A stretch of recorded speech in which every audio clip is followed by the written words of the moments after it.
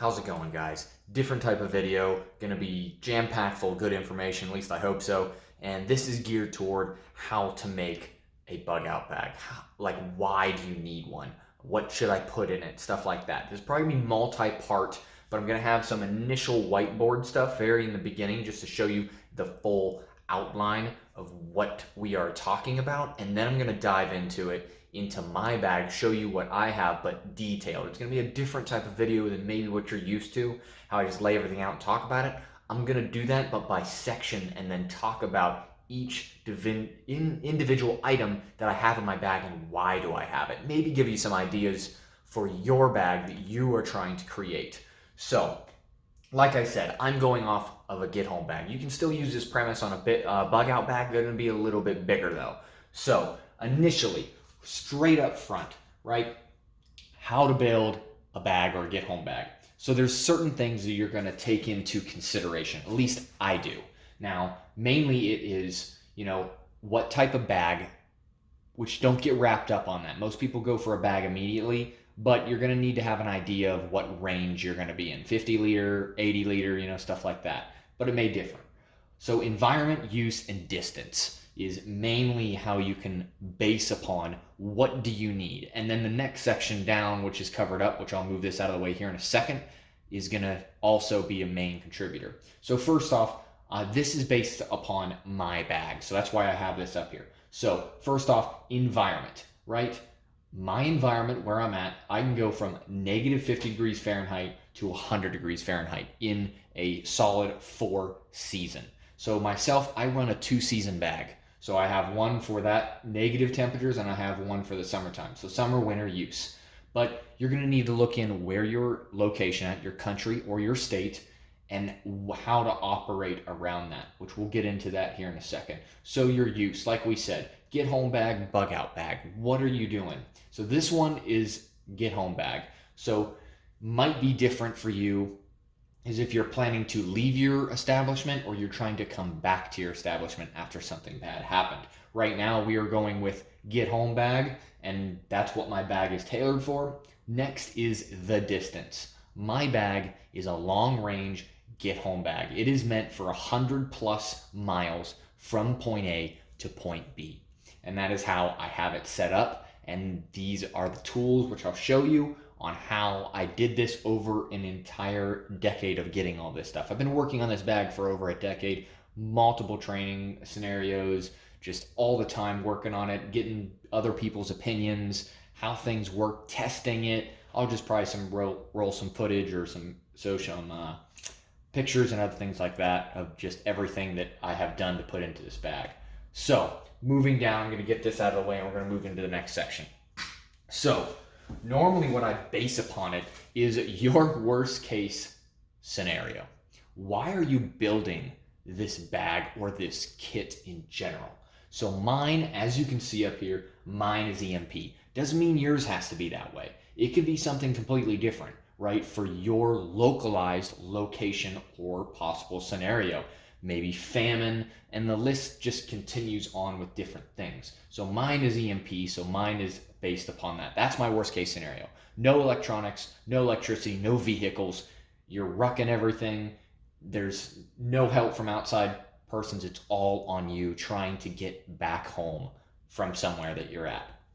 So within that, I have kind of studied a little bit, and you have about 72 hours to a week after, say, a major cataclysmic event like an EMP would happen before things get really, really crazy. Like people start to realize law enforcement isn't responding anymore because they can't. There's not that many laws out there, or there is no laws. They can do whatever they want, and it's just going to go crazy. People are going to take from other people that have.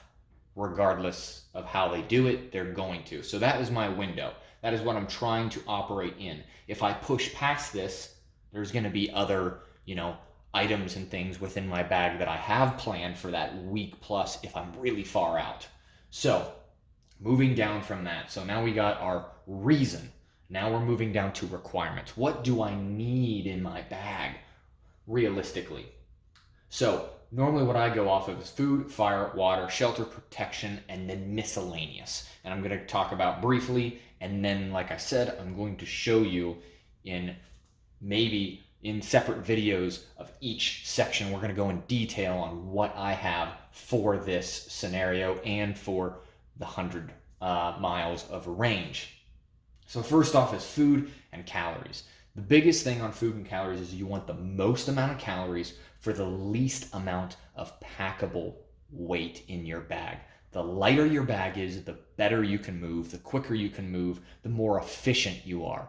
Most people aren't used to having 40, 50 pounds on their back, or even 20 for that matter. If you go a long distance on 20 pounds on your back and you've never done it before, you're going to notice it. So like I said, food, calories, weight, or bring down the weight, bring up the calories. We're going to go over specific food that I use is the lightest out there with the max amount of calories. Next, fire. So lighting and then sustaining. So I understand there's going to be different scenarios. Maybe you don't want to fire, maybe there's certain scenarios you can't because maybe you're being looked at or trying to be found and you're trying to do more of the escape and evade type of aspect, and you may not be able to use a fire, which I get that. But you're also going to need to light a fire and sustain. Fire gives you a lot of opportunities for cooking, for staying warm, and for all kinds of mental aspect too. A fire is a big booster in a certain scenario that can really help that warmth, which fire also kind of ties into water in some people's mindsets. So you have water, which most people say, okay, well, I can just boil water. True, 100%, you can. But like I said in the back, if you're not trying to be found and you're trying to be very discreet, a fire is going to have people locate you very quickly. So I would suggest having alternate means of purifying water. So there is treatment and other, you have purification, treatment, there's all different types, and we'll get into that. Second of all, a good container, which we will go over. You need to transport that water from point A to point B. It's no good if the water stays where it's at and you're thirsty halfway through, right? I think y'all understand that. So we will go over that in a specific section or a video coming up in this series. Moving on, shelter, sleeping, and clothing. So technically clothing is a part of your shelter. It's your body's shelter. It's your first line of defense. So that's why clothing is very key to be lightweight. Now, not warmth-wise, but light is in weight, not in, thermal basics and stuff like that. So you want something to keep you warm or cool, depending in the environment that we're at, just like up here.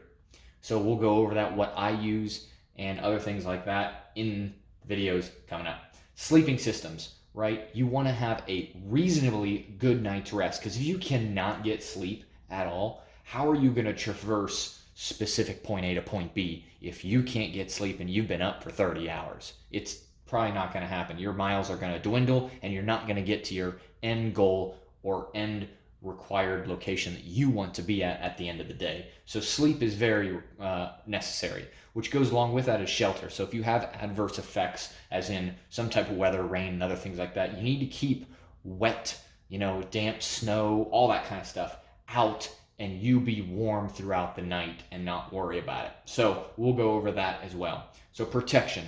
Now understand, I'm living in the United States right now, so I have the opportunity for firearms. That is just how it works out for me. I get it. There's other people in different countries, continents, locations, even different states that don't allow them to have this. We will touch on firearms and then other means of self-defense within a bag.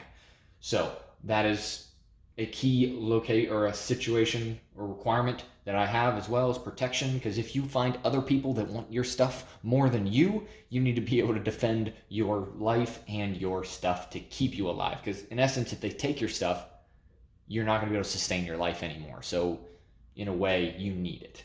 Moving on from that is the miscellaneous kind of stuff. It doesn't have a specific category it falls under, but I have medical, which is hygiene-based stuff, and then you have your trauma-based stuff and first aid stuff, and then you have your comfort items. So what things can I get away with that will allow me to be more comfortable going from point A to point B, that'll keep down my weight, but will make me way more motivated? And we're going to talk about the little things that you can put in your bag that'll make you way more motivated. So first off, I am going to transition over to my bag Like I said, don't get wrapped up on the bag too much. We're trying to get the items, but I'm going to show you what bag I use, and then we're going to build up upon this. Now, your bag is going to be completely different. Who knows? You might want something completely different, and you might need based upon environment, use, and distance. Like I said, input your information in all this, and I can walk you through it in this video. So let me transition to my bag and show you what I particularly use, and then we'll probably push into another video, maybe a small short series of all the little details of everything I have in there that I'm actually going to show. So stand by, change camera angle real quick, and we'll get back to it. All right, everybody, I'm back with you. So like I said, I'm going to talk about a specific bag. So this is my actual get home bag kit. So the bag that I went with after years and years is actually the Kelty Red Wing 50. This turned out to be actually an outstanding bag for what I have price-wise and then what the capabilities are.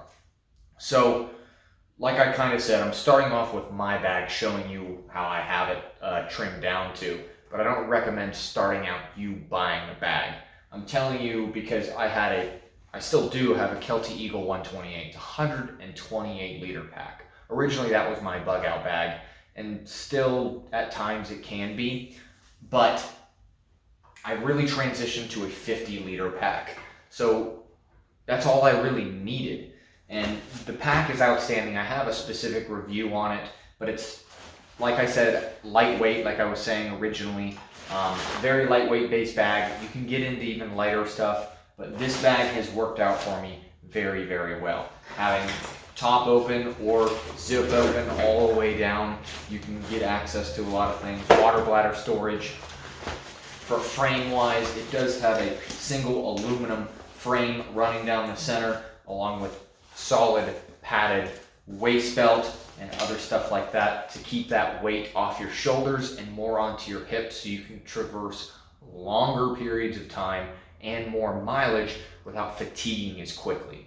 And this bag, I've used this bag probably for about 8 years now in multiple different section scenarios, you know, Appalachian Trail, like all kinds of stuff.